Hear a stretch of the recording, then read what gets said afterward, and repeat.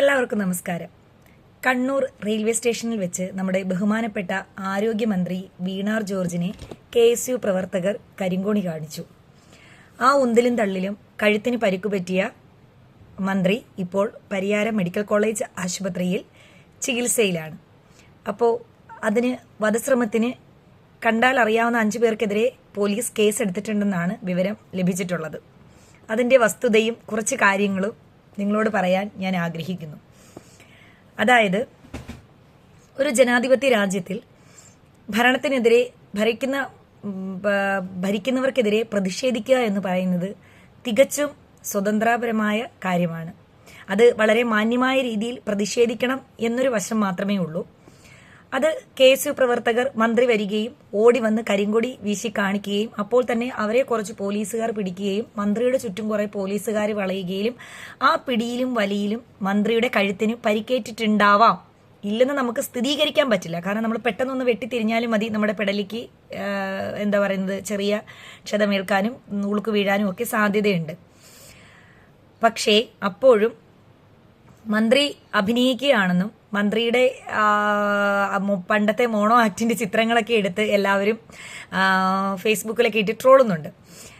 പിന്നെ രണ്ട് വശവും നമ്മളൊരു കാര്യം പറയുമ്പോൾ അതിന്റെ രണ്ട് വശവും പറയണമല്ലോ. അതുകൊണ്ടാണ് ഞാൻ ആദ്യം തന്നെ പറഞ്ഞത്, ഒരു ജനാധിപത്യ സംവിധാനത്തിൽ പ്രതിഷേധിക്കാനുള്ള അവകാശം എല്ലാവർക്കുമുണ്ട്. ആ പ്രതിഷേധം തന്നെയാണ് അവർ ചെയ്തതും. അതിനകത്ത് മന്ത്രിയെ മനഃപൂർവ്വമായി ദേഹോപദ്രവം ഏൽപ്പിക്കാൻ അവർ ശ്രമിച്ചിട്ടില്ല എന്നതും ആ വീഡിയോയിൽ നിന്നും വ്യക്തമാണ്.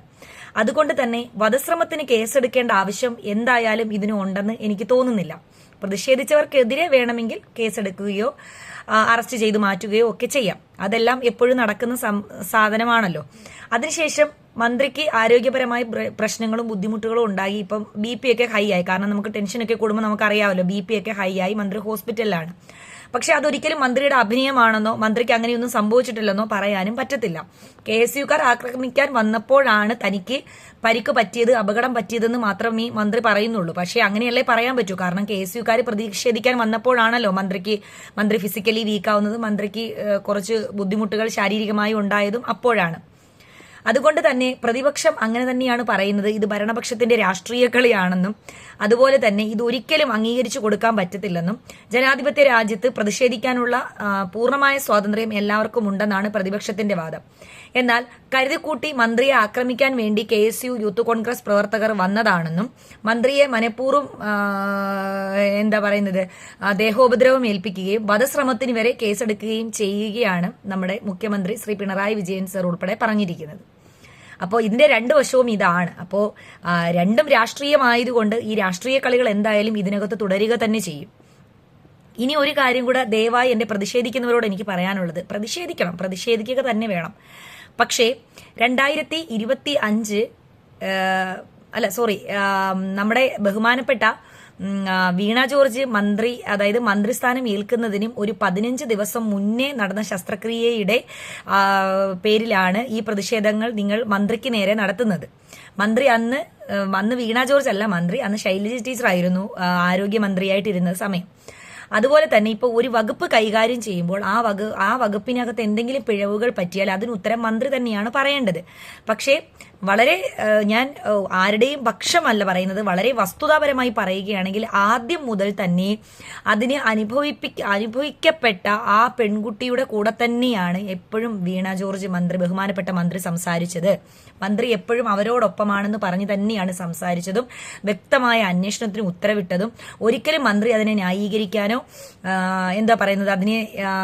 അതിനൊരു മറവ് സംഭവിപ്പിക്കാനോ അല്ലെങ്കിൽ അത് ഇല്ലാതാക്കി തീർക്കാനോ ഒരു ന്യായീകരണമോ മന്ത്രി പറഞ്ഞിട്ടേയില്ല. ആ കുടുംബത്തിന് സംഭവിച്ച ദുരിതങ്ങൾക്ക് ആരായാലും ഉത്തരവാദിത്തം പറയേണ്ടി വരുമെന്നും ഞാൻ തീർച്ചയായും അവരുടെ കൂടെയാണെന്നുമാണ് മന്ത്രി അന്നു മുതലേ പറയുന്നത്. നമ്മളിനി ദയവായി ഒരു കാര്യം മനസ്സിലാക്കണം, ഒരു വകുപ്പ് കൈകാര്യം ചെയ്യുമ്പോൾ തീർച്ചയായും അതിന് പാകപ്പിഴകൾ ഉണ്ടാകാം. അത് എന്തായാലും ഒരു ഡോക്ടറൊന്നും മനഃപൂർവ്വം ഒരു ദ്രോഹം ചെയ്തെന്ന് നമ്മൾ വിശ്വസിക്കുന്നില്ല. പക്ഷെ ഒരിക്കലും അങ്ങനെ ചെയ്യാൻ പാടില്ല, അങ്ങനെ ചെയ്യുകയും ചെയ്യരുത്. അപ്പോൾ അങ്ങനെ ആ ഡോക്ടേഴ്സൊക്കെ എന്തെങ്കിലും തെറ്റുകൾ ചെയ്തു കഴിഞ്ഞാൽ അതിന് വ്യക്തമായ നിയമ നടപടികൾ സ്വീകരിക്കുക മാത്രമേ ഒരു മന്ത്രി എന്ന നിലയ്ക്ക് ചെയ്യാൻ പറ്റുള്ളൂ. അത് ബഹുമാനപ്പെട്ട മന്ത്രി ചെയ്തു എന്ന് തന്നെയാണ് എന്റെ വിശ്വാസം. പിന്നെ പ്രതിഷേധിക്കുക എന്ന് പറയുന്നത് എപ്പോഴും നമ്മുടെ പ്രതിപക്ഷത്തിന്റെ ഒരു എന്താ പറയുന്നത് സ്വതന്ത്രമായ കാര്യം തന്നെയാണ്. നമുക്ക് പ്രതിഷേധിക്കാനുള്ള സ്വാതന്ത്ര്യവുമുണ്ട്. അപ്പൊ മന്ത്രി ഒരു സ്ത്രീ കൂടി ആയതുകൊണ്ട് അവരും ആക്രോശിച്ച് വരൂ എന്നൊക്കെ പറഞ്ഞ് വിളിക്കുകയും എടുക്കുകയും ഒക്കെ ചെയ്യുന്നുണ്ട്.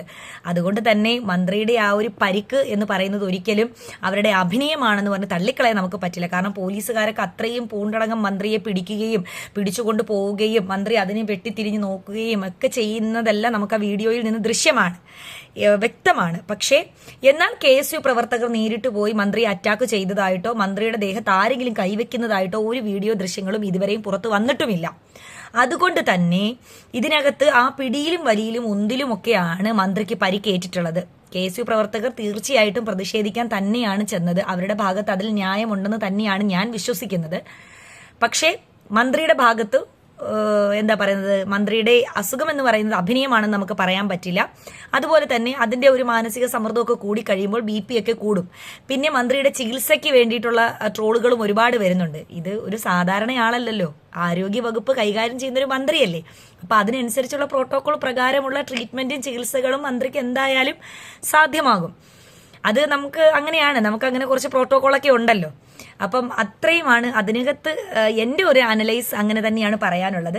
വളരെ സ്നേഹപൂർവ്വം സർക്കാരിനോട് പറയാനുള്ളത്, ഇത് പ്രതിഷേധിക്കുക എന്ന് പറയുന്നത്, പ്രതിഷേധിക്കാനുള്ള സ്വാതന്ത്ര്യം ഇവിടെ നമ്മുടെ ജനാധിപത്യ രാജ്യത്തുള്ളതാണ്. അത് ഭരണപക്ഷത്തിനെതിരെ നമുക്ക് പ്രതിഷേധിക്കാൻ പറ്റും.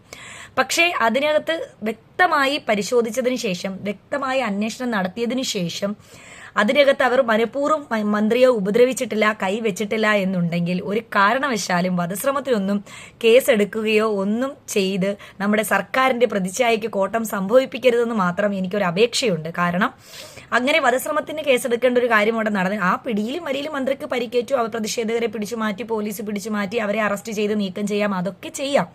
പക്ഷെ ആ വധശ്രമത്തിന് കേസെടുക്കുന്നതൊക്കെ നമുക്ക് വീണ്ടും എന്താ പറയുന്നത്, നമ്മുടെ ഭരണത്തിന്റെ സർക്കാരിന് പ്രതിച്ഛായയ്ക്ക് കോട്ടം തട്ടും. ഒരു മന്ത്രിക്കെതിരെയും കൂടി ആയതുകൊണ്ട് അങ്ങനെ ഒരു കോട്ടം തട്ടാനും കൂടി സാധ്യതയുണ്ട്. അപ്പോൾ എൻ്റെ കാഴ്ചപ്പാടും നിലപാടും ഇത് തന്നെയാണ്. പ്രതിഷേധിക്കാനുള്ള സ്വാതന്ത്ര്യം എല്ലാവർക്കുമുണ്ട്. അതുപോലെ തന്നെ ഒരു സ്ത്രീ കൂടെയായ മന്ത്രിക്കെതിരെ പ്രതിഷേധിക്കുമ്പോൾ കുറച്ച് കാര്യങ്ങൾ നമ്മുടെ യൂത്ത് കോൺഗ്രസ് പ്രവർത്തകരും ശ്രദ്ധിക്കണമായിരുന്നു. കാരണം അവരൊക്കെ തന്നെ എത്രയോ യാത്രകൾ ചെയ്ത് കണ്ണൂരിലൊരു പരിപാടിക്ക് പങ്കെടുക്കാൻ പോയാണ്, തിരിച്ചു വരികയാണ്. ആ യാത്രകളും അതിന്റെ അലച്ചിലുകളും ഒക്കെ ആയിട്ട് മന്ത്രി ആകെ ടയേർഡായിരുന്നായിരിക്കാം. അതിന്റെ കൂടെ ഈ പ്രതിഷേധവും ഒക്കെ ആയപ്പോൾ മന്ത്രി ഫിസിക്കലി വീക്കാവുകയും BP ഹൈ ആവുകയും അതുപോലെ തന്നെ കഴുത്തിന് പരിക്കേൽക്കുകയും ഒക്കെ ചെയ്തു. അതൊന്നും നിങ്ങൾ ഇല്ല എന്ന് പറഞ്ഞ് ട്രോളേണ്ട കാര്യമില്ല. പിന്നെ രാഷ്ട്രീയ ഇടപെടലുകളും ഉണ്ടാകും. രാഷ്ട്രീയ ഇടപെടലുകൾ ഇല്ല എന്ന് ഞാൻ ഒരിക്കലും പറയുന്നില്ല, രാഷ്ട്രീയ ഇടപെടലുകൾ ഉണ്ട്. അപ്പൊ ഈ രണ്ട് വശവും നിഷ്പക്ഷമായി തന്നെ സംസാരിക്കാനാണ് ഞാൻ ആഗ്രഹിക്കുന്നത്. അതുകൊണ്ട് തന്നെ ജനാധിപത്യ രാജ്യത്തിൽ പ്രതിഷേധിക്കാനുള്ള സ്വാതന്ത്ര്യം എല്ലാവർക്കും ഉണ്ട് കേട്ടോ. പ്രതിഷേധിക്കുന്നതിന് ഒരിക്കലും ഞാൻ എതിര് പറയില്ല.